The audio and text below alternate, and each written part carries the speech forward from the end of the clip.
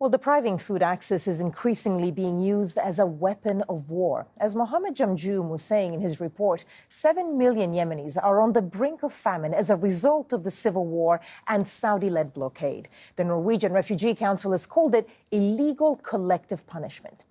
In Syria, the World Food Programme says residents of eastern Ghouta have been forced to eat animal food and scavenge from rubbish bins because of a 5-year-long government siege.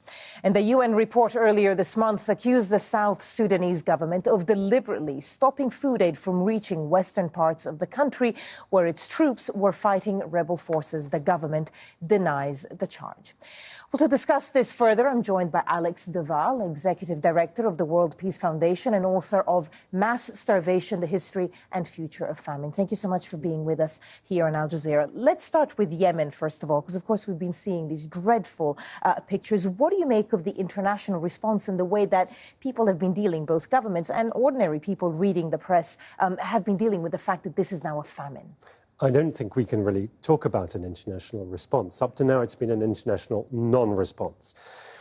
Yemen is the famine crime of our generation. It is the destruction of an entire country through gradual degradation of its economic infrastructure, its social welfare infrastructure, the deprivation of food. It's not as though the deliberate intent of the Saudis and the Emiratis and their allies has been to create starvation, but the way in which they have conducted the war has had that foreseeable result. And their priority of conducting the war in the way they wanted to has consistently overridden any humanitarian sensibility, even up to today. And clearly, unless major efforts are made, not only to bring in urgently needed humanitarian assistance, to open the port, to open the airports, to revive and rebuild the healthcare infrastructure, but also to rebuild the basic economy, this is going to be a disaster that will last a generation. I mean, you talk about famine as a weapon of war, and I mean, the whole of war is obscene, but there are some red lines. So the use of chemical weapons, for example. Do you think that famine is seen as a red line, and should it be seen as one? Famine has not been seen as a red line, and one of the reasons for that is the great maritime powers, the Western powers, the United Kingdom, the United States, have in their own history used blockade, have used starvation as part of their military tactics. Maybe not to the same degree as others, but they have been very reluctant to outlaw it. And I think it's time that that should stop. I think famine as a mechanism of war, including both mass deliberate starvation of besieged enclaves and the pursuit of military and political objectives in a reckless manner that creates major famine, should be outlawed, should be considered completely toxic and unacceptable. What actually happens on an international political level when a famine is declared as such?